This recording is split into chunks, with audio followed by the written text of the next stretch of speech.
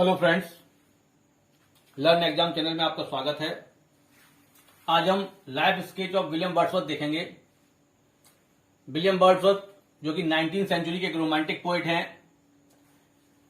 19वीं सेंचुरी के first half में उन्होंने अपना वर्क किया है। 1770 उनका डेट ऑफ बर्थ है और 1850 जो है उनका डेथ हुआ है। तो हम देखेंगे कि उनका जो बर्थ है और बर्थ प्लेस है वो 7 अप्रैल 1770 को एट कुकरमाउथ ऑन डॉरवेंट एंड कम्बरलैंड में उनका जन्म हुआ है। उनके पिता का नाम जॉन वर्ड्सवर्थ था, जो कि कुकरमाउथ में एक अटॉर्नी थे और सर जेम्स लॉथर के एजेंट थे। उनकी मदर एन कॉक्सन उनकी मां का नाम है। और विलियम वर्ड्सवर्थ जो है 5 भाई बहन थे और 5 भाई बहन में दूसरे नंबर पर विलियम वर्ड्सवर्थ थे। सबसे बड़े भाई का नाम रिचर्ड था, फिर दूसरे नंबर पर विलियम वर्ड्सवर्थ और थर्ड नंबर पर उनकी सिस्टर हैं जिनका नाम है डोरोथी, और फिर फोर्थ में जॉन और फिफ्थ में क्रिस्टोफर। तो हम आगे देखेंगे। विलियम वर्ड्सवर्थ का 1778 में उनकी मदर का डेथ हो गया है और वर्ड्सवर्थ जो है अपने भाई रिचर्ड के साथ ग्रामर स्कूल एट हॉक्सहेड जाते हैं 1778 में। In 1787 he joined Saint John's college at Cambridge. 1788 में उन्होंने कैम्ब्रिज कॉलेज को ज्वाइन किया है। He was interested in literature of his own choice. वो अपनी ही इच्छा से साहित्य को पसंद करते थे, मतलब वो एक जन्मजात साहित्यकार थे। इसमें कहने का मतलब यह है। इन 1791 he went to France and met to a French girl named Annette Vallon, with whom he fell in love. Later on, Vallon bore him a daughter whose name was Anne Caroline. France जाते हैं। France में उन्हें एक लड़की से प्रेम होता है और उससे उनको एक संतान होती है, एक लड़की जिसका नाम है एन कैरोलिन। लेकिन एन कैरोलिन के पैदा होने से पहले ही कुछ ऐसी पॉलिटिकल सिचुएशन बनती है कि विलियम वर्ड्सवर्थ को इंग्लैंड वापस आना पड़ता है। Due to political events, William Wordsworth returned to England before the birth of his daughter. In February 1793, war broke out between Britain and France, so he couldn't go to France the second time. दोबारा वो France नहीं जा पाते हैं अपनी पत्नी और अपनी बिटिया से मिलने के लिए।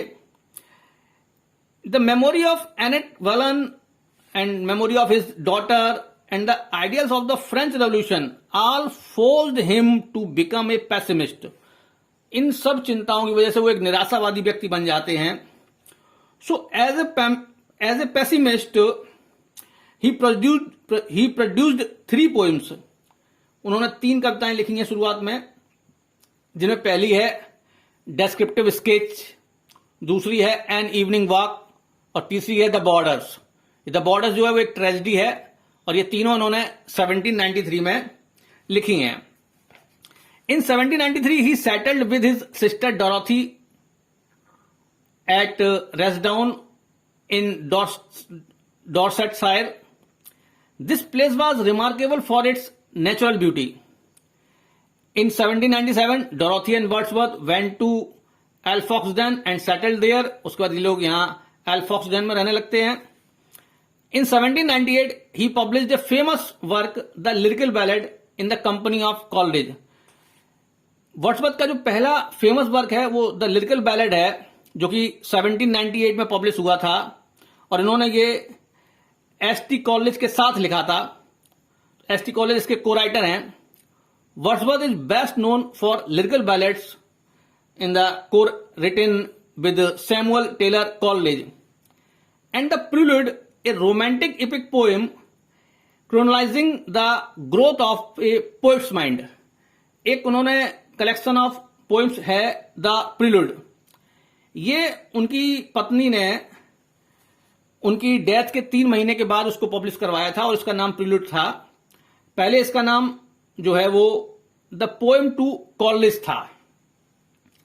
तो इसमें 1802 में उनकी शादी मैरी हचिसन से होती है, यही उनकी पत्नी है और इन्होंने ही जो है विलियम वर्ड्सवर्थ की डेथ के बाद उनकी जो द पोएम टू कॉलेज है, कविताओं का कलेक्शन है जो, उसको जो है पब्लिश करवाया था। और द प्रीलूड का जो शुरुआत हुई थी वो 1798 में वर्ड्सवर्थ ने लिखना शुरू किया था और इसको कई बार जो है उन्होंने लिखा था।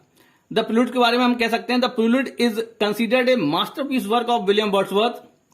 It is a semi autobiographical poem of his early years that he revised and expanded a number of times. It was posthumously titled and published by his wife in the year of his death. It means after 3 months of his death, before which it was generally known as the poem to Coleridge. आप देखेंगे कि जब William Wordsworth अपनी sister Dorothy से correspondence करते हैं, पत्राचार करते हैं, तो उसमें इस प्रीलूड या जिसे आप कहेंगे द पोएम टू कॉलेज है उसको मेंशन करते हैं और उसे जो उन गीतों को, उन कविताओं को द पोएम टू कॉलेज के नाम से ही मेंशन करते हैं। अब आगे हम जो है इनके जो इन्होंने वर्क्स लिखे हैं, जो बुक्स हैं इनकी कई सारी, वो कब पब्लिश हुई हैं उनको हम देखेंगे। वर्ड्सवर्थ के चीफ पोइटिकल वर्क्स जो हैं उनमें हम देखेंगे कि शुरुआत में 1793 में उन्होंने 3 क्रिएशंस की हैं। एक है सबसे शुरुआत में डेस्क्रिप्टिव स्केचेस, ये 1793 में इसका लिखी गई और उसी साल ये पब्लिश हुई है। दूसरा एन इवनिंग वॉक, ये भी 1793 में है। और फिर द बॉर्डर्स जो कि एक ट्रेजेडी है, ये भी 1793 में। और द फर्स्ट फेमस क्रिएशन जो विलियम वर्ड्सवर्थ का है वो द लिरिकल बैलेट्स है जो कि 1798 में पब्लिश हुआ है। इसके बाद लूसी पोएम्स 1800 में, पोएम्स इन 2 वॉल्यूम्स 1807 में, the convention to Cintra 1809, the excursion to Yarrow visited 1814, the white doe Rylstone 1815 में, थैंक्स गिविंग ओड 1816 में, to address to the freeholders 1818 में, Peter Bell 1819, the waggoner 1819, the river Duddon 1820, miscellaneous poems 1820, poetical works 1827, sonnets 1838 में publish हुआ है। Poems called volume 7 1842 में publish हुआ है। Poems के नाम से एक सेपरेट कलेक्शन है, वो 1845 में पब्लिश हुआ है। Ode performed in the senate house 1847 में पब्लिश हुआ है।